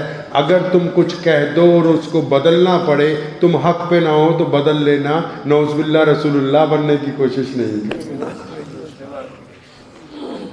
اس بات کو ذہن نشین کر لیں، ہم تو اسلام سے بہت دور آ گئے ہیں۔ بڑی معافی کے ساتھ میں کہنا چاہ رہا ہوں، ہم اسلام سے، اگر آپ یورپ میں جائیں گے، عرب میں جائیں گے، افریقہ میں اگر جائیں گے، آج اسلام دنیا کا سب سے بڑا مذہب ہے، پتہ ہے آپ کو یہ بات؟ اور وہ تمام ملکوں میں پریکٹیکلی لوگ اسلام کو پسند کرتے ہیں۔ ہمارے ملک میں بہت ساری ایسی جگہ ہیں جہاں مسلمانوں پر اعتراض کرتے ہیں، تو اس کا کیا مطلب ہے کہ اعتراض کرنے والے جان بوجھ کے اعتراض کرتے ہیں؟ ایک دو کڑوی باتیں عرض کر دوں حضرت، صدر صاحب سے اجازت۔ میں ایک شہر ہے یو پی کا، وہاں سے گزرا، نام نہیں لوں گا، تو نماز کے لیے ایک مسجد میں رکا، تو اتنے عملے کو دیکھ کے بہت سارے مسلمان اکٹھے ہو گئے۔ تو میرے والد صاحب اس دور میں زندہ تھے، ان کو پتہ لگا کہ یہ نائب شاہی امام ہے، وہاں سے آیا، تو مولانا حبیب الرحمن لدھیانوی کا بیٹا ہے۔ تو مجھے کہنے لگے ارے مولانا کچھ بتا دو، تو میں نے 20-25 لوگ تھے، نماز پڑھی، قصر نماز پڑھنی تھی، تو مسجد کے سین میں ہی بیٹھ گئے، بات شروع ہوئی۔ تو میں نے کہا بھائی ٹائم تو میرے پاس کم ہے، مجھے جانا ہے آگے، 5 منٹ دے سکتا ہوں۔ تو 5 منٹ میں قرآن حدیث تو سنایا نہیں جا سکتا، تو میں کہا بس ایک سوال ہے، اس کا جواب دے دو۔ تو حضرت بتاؤ۔ میں کہا یہ جو استنجے خانے میں ہزاروں بیڑیوں کے ٹکڑے پڑے ہیں، یہ حکومت نے کہا ہے کہ مسجدوں میں آ کے بیڑیاں پیو؟ یہ جو قرآن پاک کے غلافوں پہ مٹی چڑھی ہوئی ہے، یہ حکومت نے کہا ہے کہ ان کو گندہ رکھو؟ یہ جو تمہارے ہاتھ نہیں چلتے مسجدوں کی صفائی کے لیے، یہ کسی سرکار نے تمہیں مجبور کیا ہے کہ تم ایسا کرتے رہو؟ بھائی کون سا دین چاہتے ہو بھائی؟ پیارے نبی صلی اللہ علیہ وسلم کی مسجد بن رہی ہے، انس رضی اللہ تعالیٰ عنہ چھوٹے سے ہیں، اپنے ننھے منھے ہاتھوں سے پتھر اٹھاتے ہیں۔ رسول اللہ صلی اللہ علیہ وسلم کے بارے میں سیدنا بلال نے بھی کہا، ابو ہریرہ بھی کہتے ہیں ہم لوگ بڑے جوش میں تھے نا، ہم سوچ رہے تھے کہ بڑی محنت کرنی ہے، ہم نے 2 پتھر اٹھائے۔ آپ کے ہاں تو پتھر کا علاقہ ہے، پتہ پتھر کا وزن کتنا ہوتا ہے۔ فرمایا ہم نے 2 پتھر اٹھائے، اور ہم یہ سوچتے تھے سب سے زیادہ وزن ہم ہی اٹھا رہے۔ جب تھوڑا آگے گئے تو دیکھا رسول اللہ صلی اللہ علیہ وسلم نے 3 پتھر اٹھائے ہوئے ہیں دیوار پر۔ کتنے لوگ ہیں جنہوں نے اپنی مسجد میں جھاڑو لگایا ہے؟ کتنے لوگ ہیں جنہوں نے اپنی مسجد کی بیت الخلاء صاف کی ہے؟ کتنے ہیں ایسے؟ وہ کہتے ہیں کہ قصور ہمارا ہے، الزام دشمن پہ ہے کہ سب کچھ دشمن نے کر دیا۔ ہم نے کہیں نہ کہیں خطا تو کی ہوگی، ہماری غلطیاں بھی کہیں ہوگی۔ اکثر میں جاتا ہوں مساجد میں، آپ حضرات سے بھی میں پوچھ لیتا ہوں، اسٹیج میں تو علماء بیٹھے ہیں، ان حضرات سے نہیں پوچھتا ہوں، یہ میرے بڑے بھی ہیں، اتنے لوگ مجمع میں بیٹھے ہیں، اکثر میں لوگوں کو پوچھتا ہوں، ہمارے یہاں بھی بہت سارے لوگ آتے ہیں، تو میں اکثر پوچھا کرتا ہوں ان دوستوں سے، بھائی نماز کیوں پڑھتے ہو؟ یہ نوجوان سامنے بیٹھا، نماز کیوں پڑھتے ہو بھائی؟ نماز پڑھتے ہو نا کبھی؟ کیوں پڑھتے ہو؟ وجہ کیا ہے اس کی؟ اللہ کو راضی کرنے کے لیے پڑھتا ہے۔ کوئی اور ایک نوجوان بتا دو کیا وجہ ہے نماز کیوں پڑھتے ہیں؟ کوئی ایک اور بتاؤ جی بندہ، کوئی ایک بندہ اور بتاؤ بھائی، آپ بتائیے۔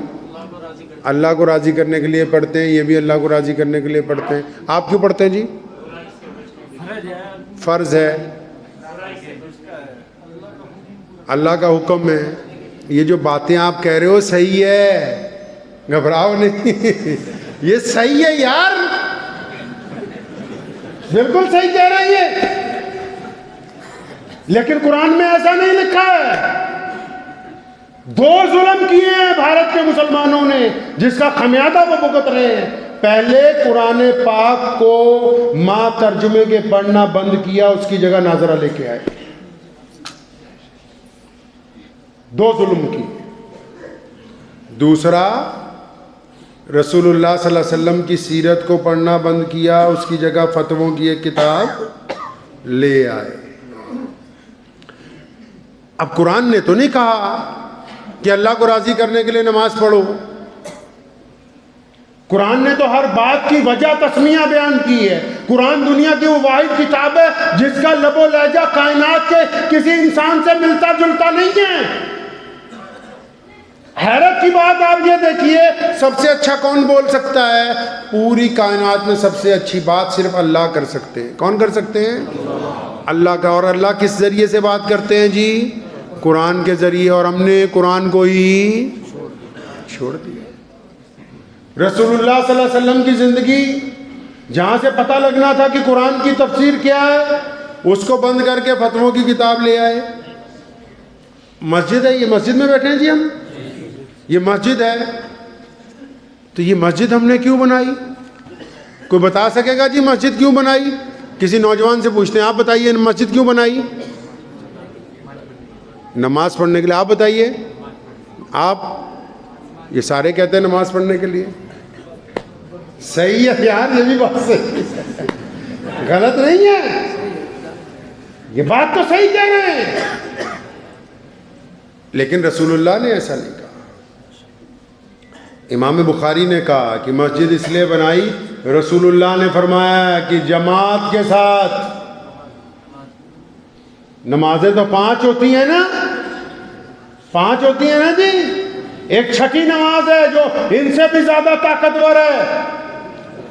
ایک چھٹی نماز ہے جس کی پہنچ سیدھی اللہ سے ہے, اس کو تہجد کی نماز کہتے ہیں. تہجد کی نماز کے لیے مسجد نہیں چاہیے, تہجد کی نماز کے لیے اذان نہیں چاہیے, تہجد کی نماز کے لیے امام نہیں چاہیے. اب اتنی تکڑی نماز وہ مسجد کی لوڑ کوئی نہیں, تے آپ 5 نمازاں ایڈا وڈا جگاڑ ہے جی. اے سی لگاؤ, قالین بچھاؤ, امام لاؤ, اذان دو, اتنا بڑا جگاڑ کر دیا بھائی. بھائی اتنا اہتمام کیوں کیا بھائی کہ جی جماعت سے نماز پڑھنی ہے؟ پوچھو نہ جا کے یا رسول اللہ جماعت سے کیوں نماز پڑھنی ہے, یہ بتائیں گے نا امام بخاری کے وارث کہ رسول اللہ صلی اللہ علیہ وسلم نے فرمایا کہ جماعت سے نماز اس لیے پڑھنی ہے تاکہ میں چاہتا ہوں تم آپس میں کندھے سے کندھا ملا کے کھڑے ہو جاؤ. آپ پوچھیں گے یا رسول اللہ کندھے سے کندھا کیوں ملائیں؟ رسول اللہ امام بخاری کی زبان میں جواب دیتے ہیں کہ ہم اس لیے چاہتے ہیں کہ تم کندھے سے کندھا ملاؤ تاکہ تمہارے دل آپس میں جڑ جائیں. ابو بکر کو پوچھا, ابو بکر آپ لے کے آئے آج کیا بات ہے؟ فرمایا یا رسول اللہ وہ عبد الرحمن بن عوف بیمار تھے نا, 5 نمازوں میں نہیں آئے, تو میں نے سوچا ان کی تیمارداری کر کے آؤں. جنہوں یہ نہیں پتا لگیا 75 سالاں چ کہ نماز کیوں پڑھنی تے مسجد کیوں بنائی, پھر چھتر ساڈے لئی ہے اور کسی نہیں تھوڑی. غلطی تو ہماری ہے, اس میں کسی کی تو نہیں. نماز کے لیے وضو ضروری ہے جی, اور بولو ضروری ہے نا. نماز کے لیے پاک ہونا بھی ضروری ہے, وضو بھی ضروری ہے, امام کے پیچھے کھڑے ہونا بھی ضروری ہے, مسجد میں جماعت سے آئیں اکٹھے ہو کے وہ بھی ضروری ہے. یہ ساری چیزیں فرض ہیں, اچھی ہیں, اسلام کا حصہ ہیں, لیکن مقصد نہیں ہے. ہم تو صرف ضروریات کے اوپر ہی لڑ رہے ہیں, یہ مقصد تو نہیں ہے اسلام کا. اس کی جگہ اگر کھپڑیل پڑا ہوا ہوتا نماز تو تب بھی ہو جاتی, چٹائیوں کی جگہ ریت بچھی ہوئی ہوتی نماز تو تب بھی ہو جاتی. ہم تو ضروریات کو ہم نے مقصد بنایا اور پھر ان ضروریات کو لے کے ایک دوسرے کے اوپر فتویٰ کر رہے ہیں. فتوے سے بات یاد آئی، آپ کے شہر جودھپور سے مجھے آج سے 15-16 سال پہلے محبت ہو گئی. تو میرے دوست ہیں حاجی ابراہیم صاحب، وہ پیچھے کرسی پہ بیٹھے ہوئے ہیں دیوار کے ساتھ مسجد کے آخر میں، لال رومال لپیٹا ہوا ہے. تو یہ مجھے مکرانہ میں ملے. جب مجھے پتہ لگا بھی جودھپور والے بندے بڑھیا ہوتے ہیں، مکرانہ میں ایک شادی میں ملے تو انہوں نے مجھے ایک شعر سنایا. اللہ کی کرنی ایسی ہوئی، ہم کم عقل لوگ ہیں. وہ پہلی دفعہ ہی سنایا، پہلی دفعہ ہی یاد ہو گیا، پھر بے انتہا تقریروں میں آج تک سنایا. حاجی ابراہیم صاحب کو تو یاد ہوگا، تو جھالا منڈ میں ہے رانی باغ پیلس میں.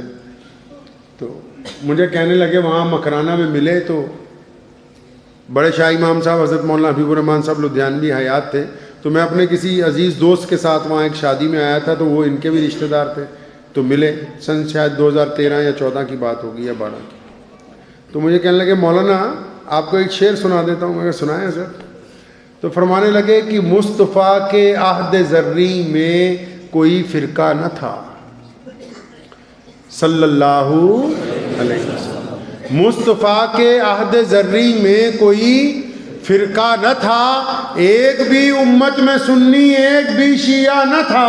بعد میں فرقے بنے ہیں، سب کے سب بیکار ہیں، ان سے نفرت پھیلتی ہے، باعث آزار ہیں. کوئی فرقہ کوئی مسلک میں کسی کا حامی نہیں، معتقد اسلام کا ہوں، اس میں کوئی خامی نہیں. یہ تو حاجی صاحب نے سنایا تھا، وہ سامنے بیٹھے ہوئے ہیں. تو مجھے یاد آ گیا، میں نے کہا آپ کے حضرات جودھپور والوں کی نظر کرتے ہوں. تو میں عرض یہ کر رہا تھا بھی نماز کیوں پڑھتے ہیں. اب چلیں قرآن پاک کو پوچھیں کہ اللہ کے قرآن تو ہمیں بتانا نماز کیوں پڑھتے ہیں. اللہ فرماتے ہیں اس لیے نماز فرض کر دی تاکہ تم متقی بن جاؤ. کون بن جاؤ جی؟ متقی بن جاؤ. اب پتہ لگا مقصد. نماز کیوں فرض کر دی؟ فرمایا تاکہ تم متقی بن جاؤ.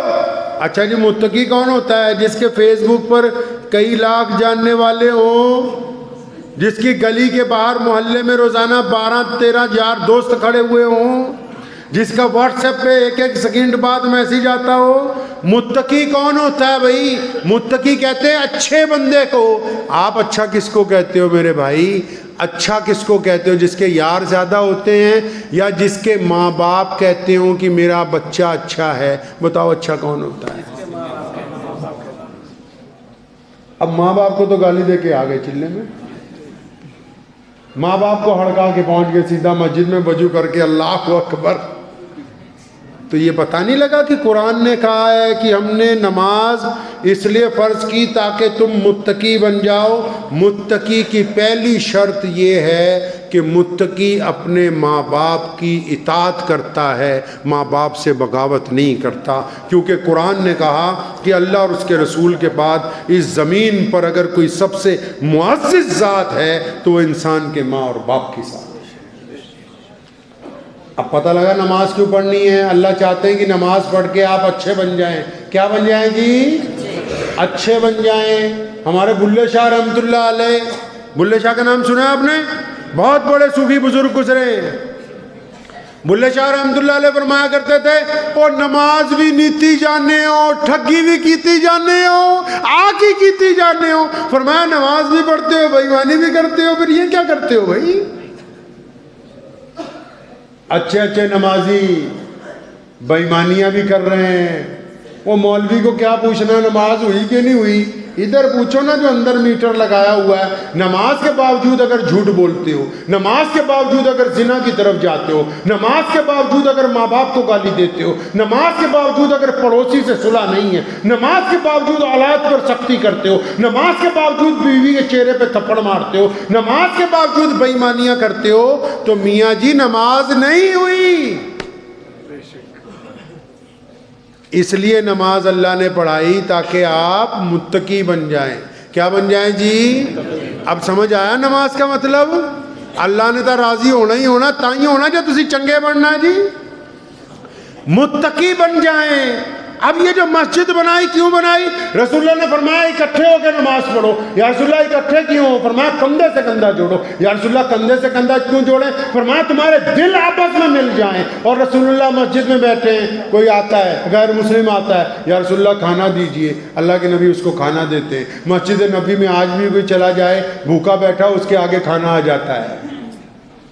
رسول اللہ مسجد میں بیٹھے ہیں, کوئی آتا ہے یا رسول اللہ کپڑے دیجئے, رسول اللہ اس کو کپڑے دیتے ہیں. مسجد نبی میں بیٹھے ہیں, کوئی آتا ہے یا رسول اللہ مسافر ہوں سواری دے دیے, اللہ کے نبی اس کو سواری دیتے ہیں.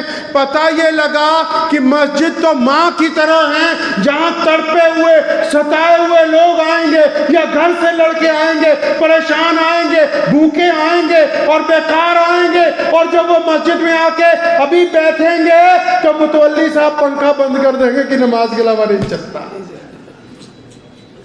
ان گدھوں کو متولی بنایا کس نے؟ مسجدوں کے مالک, مسجدوں کے نوکر مسجدوں کے مالک بن گئے.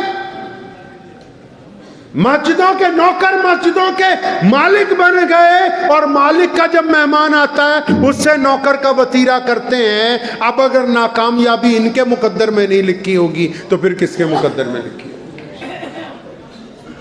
کبھی اپنے گریبان میں جھانک کے دیکھیں, کہیں نہ کہیں ہماری گاڑی میں فالٹ پڑا ہوا ہے, کہیں نہ کہیں خامی ابھی ہمارے اندر موجود ہے.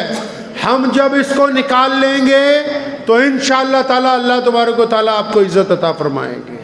تو دو کام ضرور کرنے ہیں, قرآن کو تفسیر کے ساتھ پڑھنا ہے, پڑھیں گے انشاءاللہ. رسول اللہ کی زندگی پڑھنی ہے, اور بنا پڑھے مسئلہ حل ہونے والا ہے نہیں.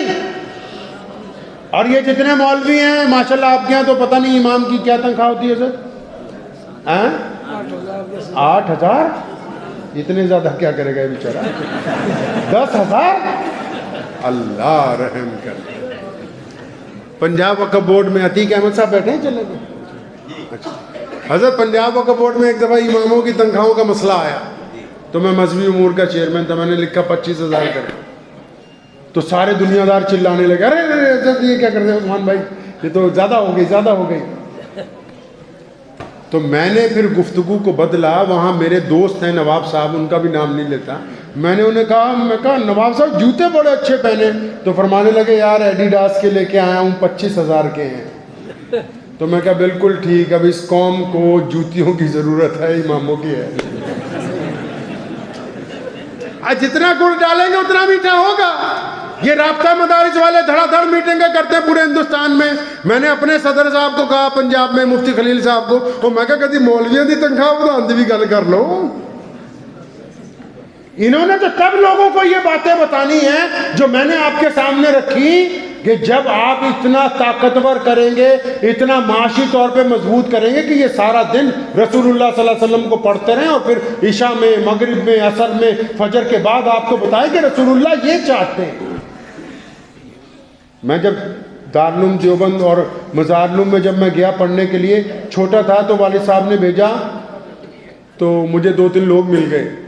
تو مجھے کہنے لگے, اوے تیری یہ سلوار جڑا نیچی ہے اونچی کر لے, نہیں تو جہنم میں جاؤ گے.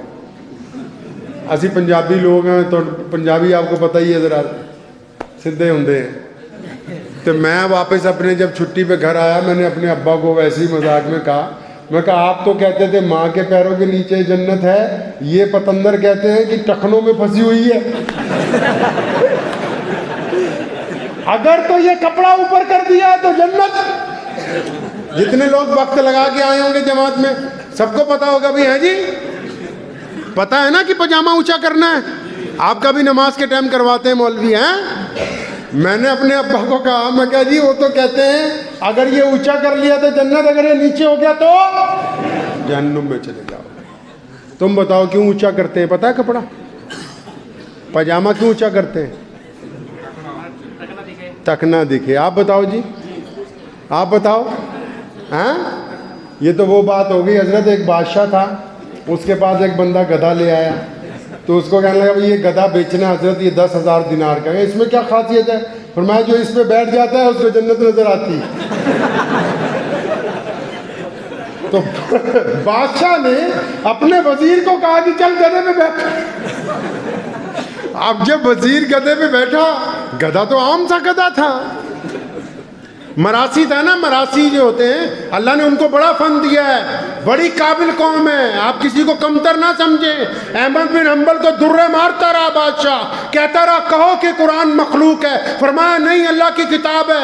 جب مسئلہ حل ہی نہیں ہو رہا تھا, ایک دن ایک مراسی بادشاہ کے دربار میں آیا, روتا ہوا چیختا ہوا کہ بادشاہ آج تو مر گئے, لٹ گئے. اور فرمایا ہوا کیا ہے؟ کہنے لگا جو قرآن شریف کا انتقال ہو گیا. کہنا ہے تیرا دماغ خراب ہے, وہ تو کتاب ہے, اس کا کیسے انتقال ہو سکتا ہے؟ اور فرمایا یہی سمجھا رہے ہیں مولوی تجھے 2 مہینے. تو کہنے کا مطلب یہ ہے کہ کوئی کمتر نہیں ہوتا. تو وہ گدھے پہ جب وزیر بیٹھا تھا تو وزیر بدماش, تو بادشاہ نے پوچھا بھئی جنت نظر آ رہی ہے؟ تو کہنے لگا جی حضور بالکل جنت کے کئی دروازے نظر آ رہے ہیں, اندر حوریں بھی. بات وزیر نے سوچا کہ اگر میں نے یہ کہا کہ جنت نظر نہیں آ رہی تو یہ بادشاہ کہے گا یار یہ وزیر گنہگار ہے, اس کو جنت نظر نہیں آ رہی. تو وزیر جب نیچے اترا تو اس نے کہا کہ 10,000 دینار ان کو دے دو. وزیر بھی بڑا بدماش تھا, وہ کہنے لگا بادشاہ کو حضور آپ بھی بیٹھ کے دیکھ لیں. اب جب بادشاہ بیٹھا تو نظر تو کچھ آ نہیں رہا تھا. بادشاہ نے زور سے کہا سبحان اللہ, 7 دروازے نظر آ رہے ہیں جنت کے. ایسے ان بیچاروں کو سارے مسلمانوں کو ٹکنے نظر آ رہے ہیں. پجامہ اونچا کیوں کرنا ہے جی, ٹکنا نظر آ جانا چاہیے. رسول اللہ صلی اللہ علیہ وسلم نے جس دن یہ بات کہی کہ اپنے ہی پاجامے ٹکنوں سے اونچے کر لو, صحابہ نے اعلان ہر ایک فرد تک پہنچا دیا. ابو بکر آئے تھے دوڑتے ہوئے, دربار رسالت میں پریشان ہو گئے, گھبرا گئے, یا رسول اللہ میرا لاچا, میری لونگی. کچھ لوگوں کا جسم ایسا ہوتا ہے بار بار پاجامہ کھسک جاتا ہے, یا رسول اللہ میرا تو کئی مرتبہ نیچے کھسک جاتا ہے. آپ نے فرمایا کہ جس کا پاجامہ نیچے ہوگا اس کو جنت میں نہیں جانا ہوگا, وہ جہنم میں چلا جائے گا. یا رسول اللہ میرا تو بعض اوقات بے خیالی میں اچانک نیچے ہو جاتا ہے. سونے رسول نے فرمایا پڑھو امام نسائی کو, ابو داؤد کو, فرمایا ابو بکر آپ کے لیے تھوڑی کہا ہے, مطلب مسئلہ تو یہی ہے, رکھنا تو اوپر ہی ہے ٹکنا سے پاجامہ. یا رسول اللہ کیوں کہا؟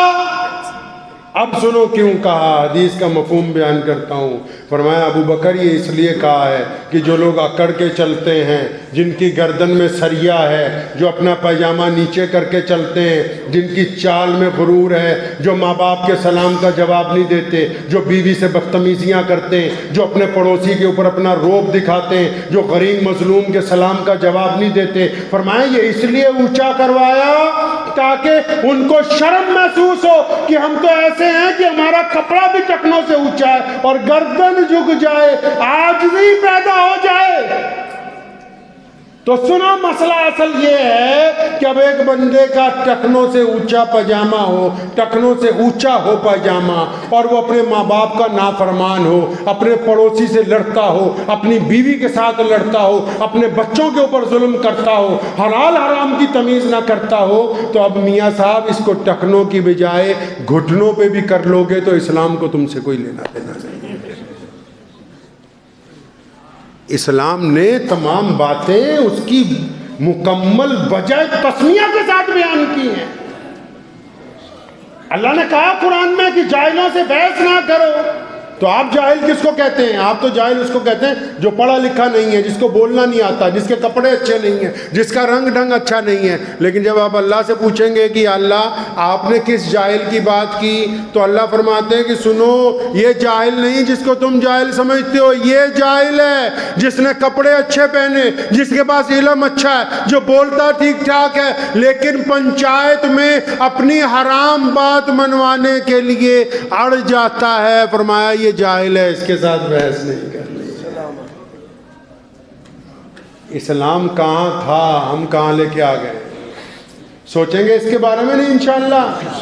ہم لوگ کہاں تھے؟ پوری دنیا میں اسلام برق رفتاری کے ساتھ آگے بڑھ رہا ہے. ہم لوگ کیوں پیچھے ہیں؟ کیونکہ ہم نے دین کو چھوڑ دیا, صرف فتووں کو پکڑا. ضروریات کو مسئلے سمجھ لیا، فروعی مسائل اپنی جگہ جائز ہیں، ہونے چاہیے، گفتگو ہونی چاہیے، لیکن نفرت پھیلانے کے لیے نہیں، ایک دوسرے کے خلاف باتیں کرنے کے لیے نہیں۔ میرے والد صاحب شیخ اسلام مولانا حبیب الرحمن لدھیانوی رحمۃ اللہ علیہ نے ایک دن اچانک مجھ سے پوچھا کہ ادھر آ، تو مجھے یہ بتا، یہ جب نماز میں کسی کا موبائل بجتا ہے تو کیا سوچتا ہے بھائی؟ اچھا آپ سب بھی بتاؤ، آپ کی مسجد میں جماعت ہو رہی ہو، کسی کا موبائل بج جائے تو پھر کیا ہوتا ہے؟ جس کا تو موبائل بجتا ہے نا، اس کی سر سے لے کے پیر تک ساری گھنٹیاں ہی بج جاتی ہے، ایسا ہی ہے کہ نہیں؟ وہ سوچتا ہے آج آ گیا ان کے اڑکے، آج پھنس گیا بچہ، سب کی نماز خراب کر دی، سب کی نماز خراب کر دی۔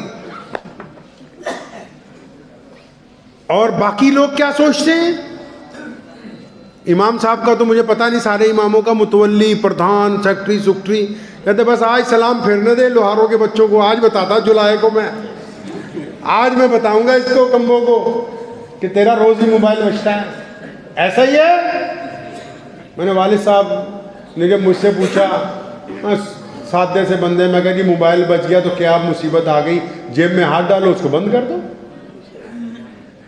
تو میں نے ان سے پوچھا کہ ابا جی آپ کیا سوچتے ہیں؟ تو حضرت فرمانے لگے کہ میں جب میرے ساتھ کسی بندے کا نماز میں موبائل بجتا ہے نا، کیونکہ جو محلے کی مسجدیں سب ایک دوسرے کو جانتے ہیں، تو فرمایا جب کسی کے جیب میں موبائل بجتا ہے تو میں دل میں یہ اللہ سے دعا کرتا ہوں کہ یا اللہ یہ جو میرے بھائی کی موبائل کی گھنٹی بجی یہ خیر والی ہو، پریشانی والی نہ ہو۔ مسلمانوں، جو موبائل کی گھنٹی بجنے پہ اپنے بھائی کی بے عزتی کا ارادہ سجدے میں جانے سے پہلے کر لیں، ان کے سجدے قبول ہونے والے ہیں۔ رسول اللہ کی سنت ہے نا تسبیح پڑھنا، رسول اللہ کی سنت ہے نا داڑھی رکھنا، رسول اللہ کی سنت ہے مسواک کرنا، رسول اللہ کی سنت ہے پاجامہ ٹکنوں سے اونچا رکھنا۔ لیکن مسلمانوں، رسول اللہ کی پہلی سنت، رسول اللہ کی سب سے بڑی سنت، رسول اللہ کی سب سے محبوب ترین سنت وہ کیا ہے؟ پازیٹیو سوچنا، اچھا سوچنا، دوسرے کے بارے میں اچھا گمان کرنا، یہ رسول اللہ کی سب سے بڑی سنت۔ اور اس سنت کو چھوڑ دیا، اس سنت کو چھوڑ دیا جس نے دین ہم تک پہنچایا۔ رسول اللہ کی سنت غریب کی بات سننا، رسول اللہ کی سنت بھوکے کو کھانا کھلانا، رسول اللہ کی سنت غریب کے تن پر کپڑے ڈالنا، رسول اللہ کی سنت مسافر کی مدد کرنا، رسول اللہ کی سنت دشمن جو ہے، جو ظالم ہے، اس کے مقابلے میں مظلوم کے ساتھ کھڑے ہونا۔ ہم نے وہ ساری سنتیں چھوڑ دی جس کی وجہ سے ہم تک دین پہنچا، بس وہ دو چار سنتیں اپنا لی جس کی وجہ سے ہم یہ اپنے آپ کو کہہ دیں کہ دل کے بہلانے کو غالب یہ خیال اچھا ہے کہ ہم مسلمان ہیں۔ پازیٹیو سوچیں گے انشاءاللہ، پازیٹیو سوچنا ہے۔ یہ حاجی عبدالغفور صاحب کی میں نے ابھی تھوڑی سی کتاب پڑھی، اللہ تعالیٰ جزائے خیر دے مولانا حفظ الرحمان صاحب کو۔ آپ کے حضور تو میں تب آ گیا کہ ہمارے بھائی ہیں مولانا مفتی عارف صاحب جیسلمیری، لدھیانہ میں رہتے ہیں، وہ کھینچ کھانچ کے لے آئے آپ کے پاس۔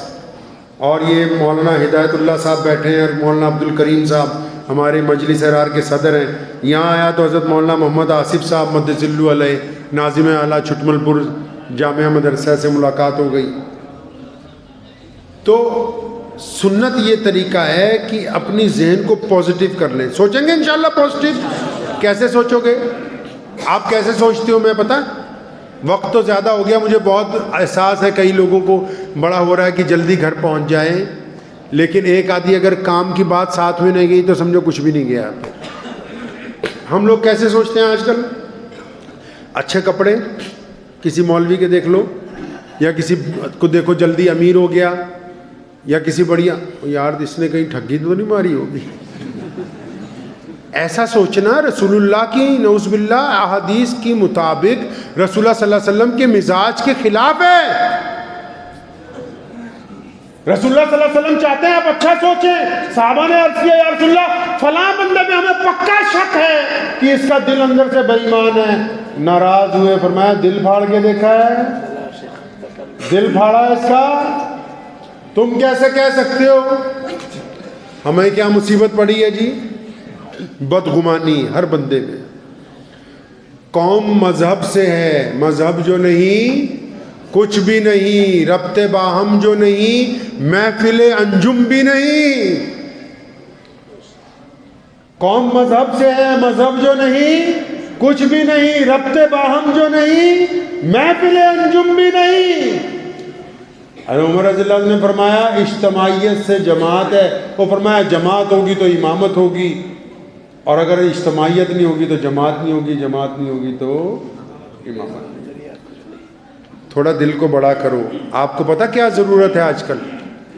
آپ کو سب سے بڑی ضرورت یہ ہے کہ آپ پہلے اپنوں کے اپنے بنے۔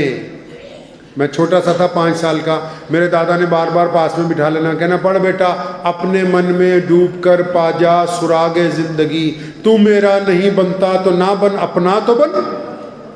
اب ہم چھوٹے سے تھے، شعر میں کوئی تک بندی تو ہوئی نہیں، 10 سال یاد کراتے رہے، ہم سوچتے یار یہ کیسا شعر یہ ہمیں یاد کرا رہے ہیں کہ اپنے من میں ڈوب کر پا جا سراغ زندگی، تو میرا نہیں بنتا تو نہ بن، اپنا تو بن۔ اللہ کے بندے اپنے گریبان میں تو ذرا ایک دفعہ جھانک کے دیکھ لو۔ کہتے ہو کہ میں دنیا ہم سے بڑی ناراض ہے، اللہ کے بندے تم ذرا یہ بھی تو دیکھ لو کہ تم سے کون کون ناراض ہے۔ آپ کو بڑے کام کے لیے اللہ نے دنیا میں بھیجا ہے، پتہ ہے نا آپ کو اللہ نے بڑے کام کے لیے بھیجا ہے۔ وہ کام کون سا تھا؟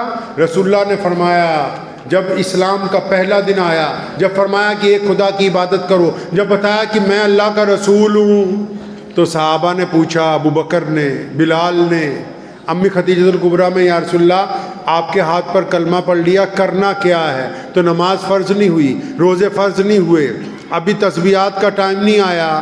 رسول اللہ نے بڑی خوبصورت بات کی، فرمایا جس نے کلمہ لا الہ الا اللہ محمد رسول اللہ پڑھ لیا، اس پہ لازم ہے کہ وہ پوری دنیا کے انسانوں کو برابری کا درجہ دے، پوری دنیا کے انسانوں۔ اگر کوئی ہمارے مذہب کا نہیں ہے، اگر کوئی کسی ہندو بھائی کا جھوٹا پانی نہیں پی سکتا، ابھی یہ جگتا تعلیم نیچے اتری نہیں اسلام کی۔ رسول اللہ نے فرمایا میں عزتیں بانٹنے آیا ہوں۔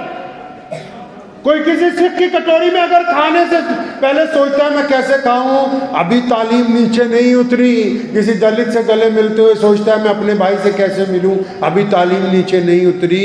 رسول اللہ نے دنیا کی دکھتی رگ پر ہاتھ رکھا ہے۔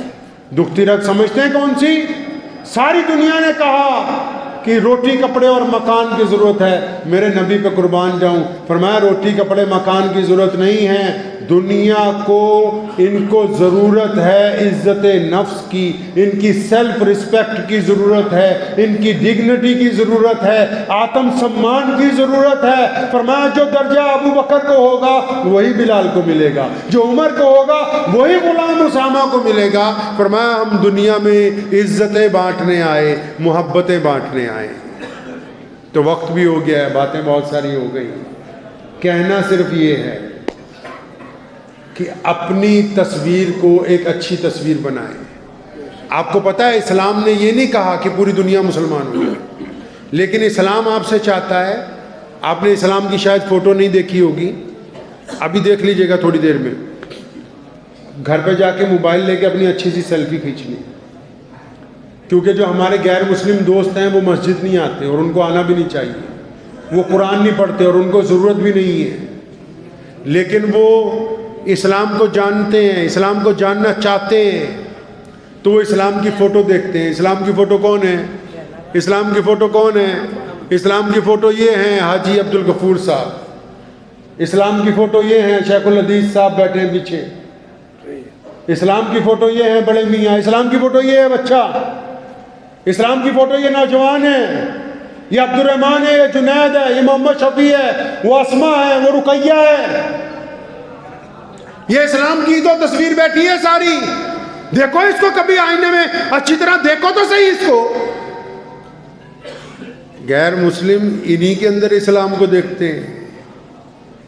اسلام یہ چاہتا ہے کہ پوری دنیا تو چاہے نہ اسلام میں آئے، لیکن آپ کی وجہ سے کوئی انسان اسلام کو، رسول اللہ کے دین کو برا نہ کہے، آپ کی وجہ سے کوئی دین کو برا نہ کہے۔ اپنے کردار کو اچھا بنائیے، لوگ آپ کو دیکھتے ہیں، آپ میں رسول اللہ صلی اللہ علیہ وسلم کی تعلیمات کو ڈھونڈتے ہیں۔ آپ چاہے نمازی ہو نہیں ہو، یہ تو آپ کا مسئلہ ہے نا، غیر مسلموں کا مسئلہ تو نہیں ہے نا جی، یہ آپ کا معاملہ ہے نا جی۔ تو آپ اپنے کردار کو اچھا بنائیں گے انشاءاللہ، اور گھر سے اپنے تبلیغ شروع کرنی ہے، کر دیں گے انشاءاللہ، گھر سے کریں گے دین انشاءاللہ۔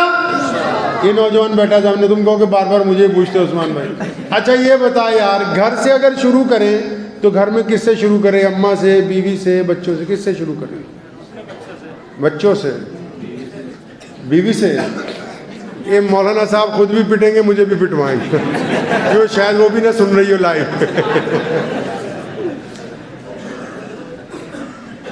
بیوی کے بارے میں 2 منٹ ہیں تو اسے تھا۔ ایک بندہ یمن سے چلا، اس کی بیوی اسے ڈانٹتی بہت ڈانٹتی۔ تو حضرت عمر خلیفہ تھے، تو اس نے کہا کہ میں جا کے اپنے خلیفہ سے شکایت لاؤں۔ مسجد نبوی میں کیا تو تھے نہیں، کسی کو کام کروانا ہو نا پیچھے ہی آ جاتا ہے۔ یہ کہا کہاں عمر؟ فرمایا گھر پہ۔ دوپہر کا وقت تھا، کھانا کھانے آئے تھے، تو اس نے دروازہ کھٹکایا، السلام علیکم امیر المومنین۔ ابھی جواب ہی نہیں دیا تو اندر سے حضرت عمر رضی اللہ عنہ کی زوجہ کی آواز آئی کہ لا پتندر پیچھے ہی آ گئے، تجھے کام کوئی نہیں ہے سوائے ان کی رکھوالی کے، سارا دن تو مسجد میں۔ جب اس نے انہیں جلی کٹی سنانی شروع کی نا، حضرت عمر رضی اللہ عنہ ہنستے رہے۔ تو فرمایا بھلی مانس اس کی بھی سن لوں گا۔ اچھا سن لے۔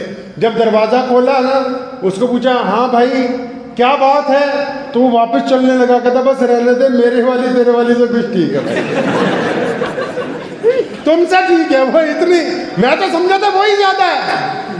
عمر رضی اللہ نے اس کو ادھر بلایا، میں ادھر آ، فرمایا نہیں میری ٹھیک ہے، میرا گزارا ہو جائے گا، پر اتنی میرے ساتھ نہیں ہوتی بھائی جو تیرے ساتھ ہو رہی، تو میں تو ویسے ہی آ گیا۔ عمر رضی اللہ نے فرمایا اس کو اپنے پاس بلایا، دونوں کندھوں سے پکڑا، فرمایا بیٹا جب ہم ان کی سنتے ہیں دنیا ہماری سنتی ہے، اور فرمایا یہ ہماری غیر موجودگی میں ہمارے بستر کی حفاظت کرتی ہیں، ہماری اولاد کو پالتی ہیں، ماں باپ کی خدمت کرتی ہیں، جب ہم ان کی سنتے ہیں اللہ ہماری سنتا ہے۔ اور بیوی وہ ہوتی ہے کہ جب دنیا بنائی، ہمارے ابا حضرت آدم علیہ السلام آئے، اداس رہتے تھے، تو اماں حوا کو جب پیدا کیا تو یہ ماں باپ نہیں پہلے آئے، یہ 2 بھائی بہن پہلے نہیں آئے، اللہ نے انسانوں میں جو سب سے پہلی رشتہ داری پسند کی وہ میاں اور بیوی کی رشتہ داری ہے۔ تو میرے بھائی بیوی سے تبلیغ نہیں شروع کرنی، سمجھ گئے؟ نہیں، بچوں سے بھی نہیں کرنی، ماں باپ سے بھی نہیں کرنی، اپنے آپ سے شروع کرنی۔ آپ اچھے بن جائیں گے تو انشاءاللہ کسی کی تلاش ختم ہو جائے گی، بنیں گے اچھے انشاءاللہ۔ اپنے کردار کے ساتھ ایمانداری سے کمانا ہے، ایمانداری سے کھانا ہے، غریب کا ساتھ دینا ہے، ظالم کے سامنے ڈٹ کے کھڑے ہونا ہے، اور رسول اللہ صلی اللہ علیہ وسلم کی تعلیمات پر عمل کرنا ہے، کسی کے دل کو ٹھیس نہیں پہنچانی۔ رسول اللہ نے فرمایا جس نے معافی کا مادہ نہیں ہے، جو دوسرے کو معاف نہیں کر سکتا، وہ کل خیر سے محروم ہو گیا ہے، کل خیر سے۔ تو میں آپ حضرات سے بس یہی گزارش کرنا چاہوں گا، اور شکریہ بھی ادا کرتا ہوں مولانا مفتی عارف صاحب جیسلمیری صاحب کا، ہدایت اللہ بھائی صاحب کا، مولانا عبد الکریم صاحب ہماری جماعت مجلس سرار کے راجستھان کے صدر ہیں، ناظم علی خان صاحب بیٹھے ہیں، ان سے 2-3 مہینے پہلے بات ہوئی، ماشاءاللہ تعلیمی میدان میں بڑا کام کر رہے ہیں سکر میں، یہاں کے جو ایس پی ہیں۔ تو آپ تمام حضرات کا بہت بہت شکر گزار ہوں کہ آپ حضرات نے اتنا وقت دیا، ہم جیسے نالائقوں کی اتنی بات سن لی۔ دعا کیجئے کہ جو باتیں کی ہیں اللہ مجھے بھی اور آپ کو بھی اس پہ عمل کی توفیق عطا فرمائے، ہم سب کو اللہ تعالیٰ اپنی بارگاہ میں ان تمام باتوں پہ کام کرنے کے لیے قبول فرما لے۔ وآخر دعوانا الحمدللہ۔